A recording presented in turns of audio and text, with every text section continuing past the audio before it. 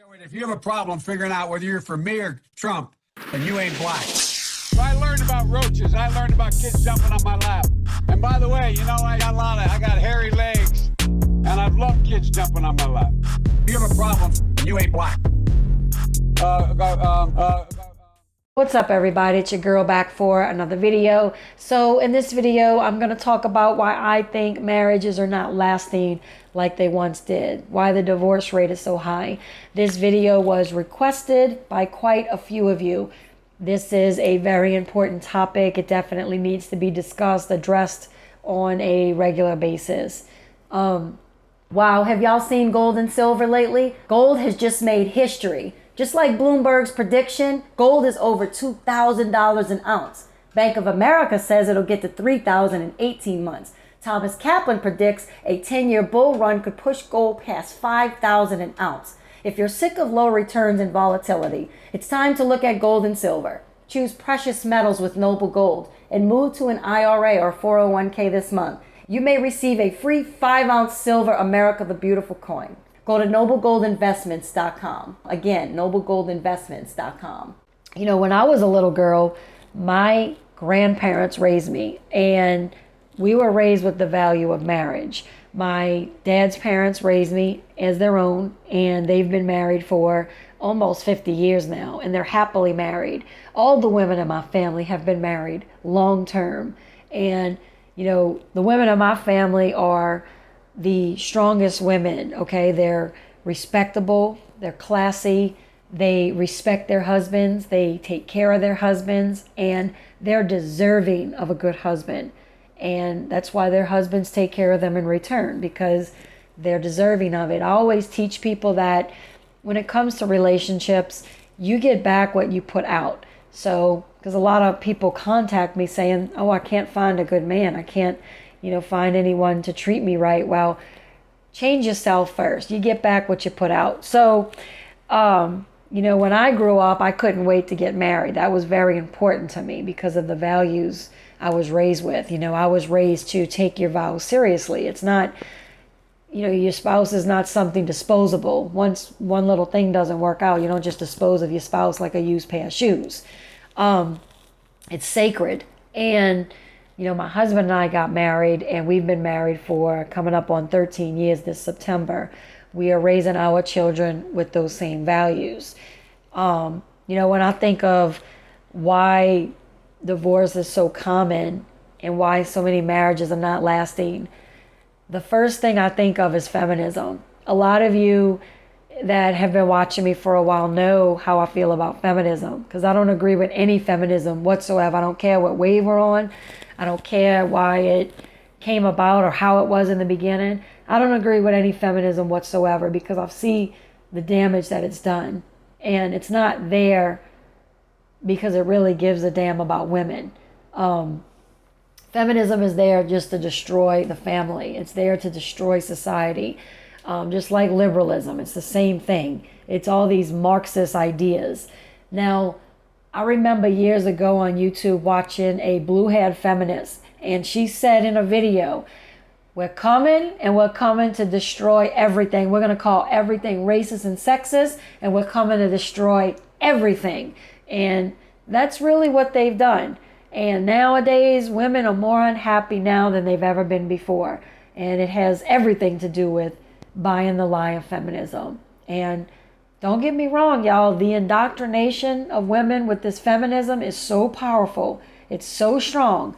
I mean, it's in the commercials, the TV shows, the talk shows, the movies, the books, the mainstream media. It is everywhere.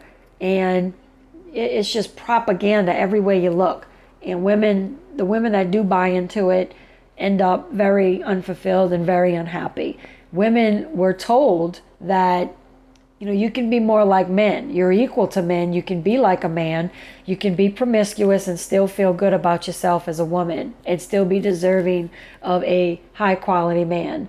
You can, climb the corporate ladder, make it all the way to the top, make a lot of money and be selfish, be all about yourself, travel, go on all these adventures, do not have children or put that off until later in life, Put off having a husband until later in life. Sleep around with as many men as you want to first. And then later in life, you'll be deserving of a good husband.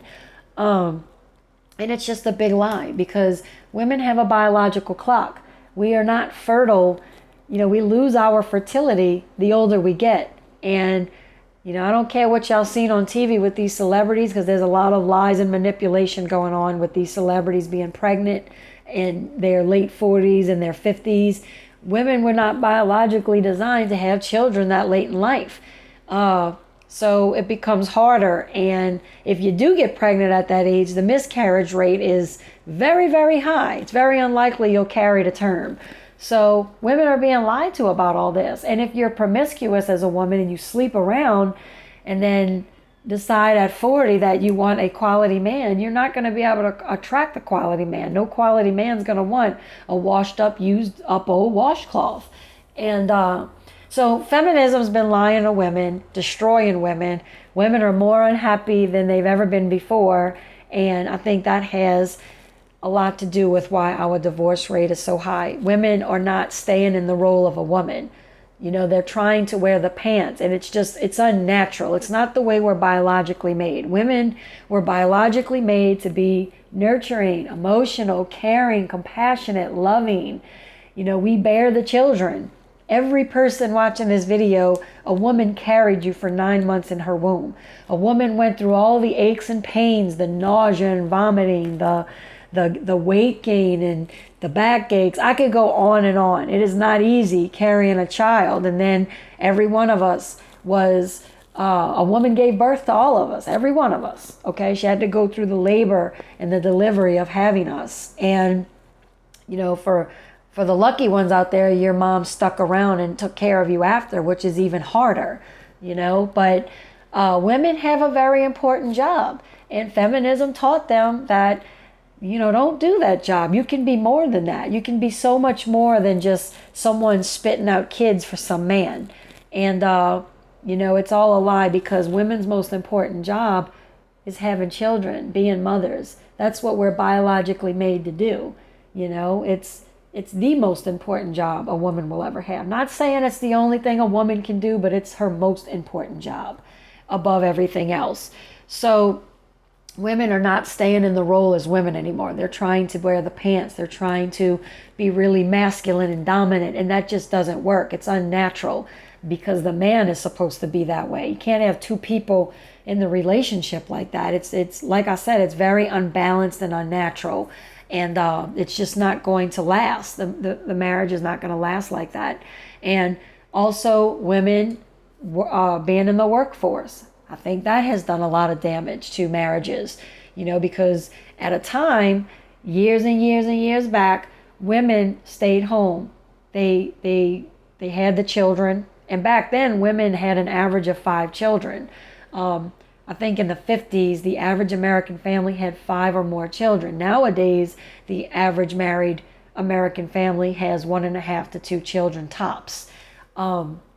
So back then, I'm sure all of you watching, your grandmothers had probably about 5 or 6 children. My grandmothers had 5 and 6 children. My husband's had 9 children on one side. And I think on the other side, it was even more. So back then, women had more children. They were staying at home, raising the children, running the household. And that's a hard job on its own. I mean, think about it. You have school, homework, studying, teachers' conferences, dentist appointments, doctor appointments, you know, the grocery shopping, cooking, cleaning, laundry, baths. I mean, I could just go on and on top of being pregnant and, you know, giving birth to other children and nursing a baby when you have a baby. But that was a very hard thing already. Imagine those women now being in the workforce and still having to come home and do all that other stuff. It's too much. So now we have both parents in the workforce coming home late in the evening, stressed out, tired, exhausted, and the woman still has to do all this other stuff. It's too much. It wasn't designed to be that way. And so women going into the workforce, again, ties into feminism. So most of my reasons tie into feminism. So those are my main reasons. Marriage is not disposable. I feel like in our society, people are very quick to dispose of a marriage. It's not looked at as sacred anymore. They've taken, this progressive left that is trying to take over. They have taken everything that's good and wholesome and decent away and destroyed it. And marriage is one of those things. It's looked at as just disposable, and it's not working out, let's just get divorced. And that's not the way it was supposed to be. It's very sacred and serious. But is anything that I missed? Comment below, what do you think some reasons why the divorce rate is so high? I'm curious to read it, and I will see y'all back on my next video. Bye. Come on, man. And I've loved kids jumping on my lap. Come on, man. And I've loved kids jumping on my lap. Come on, man. Jump. And I've loved kids jumping on my lap.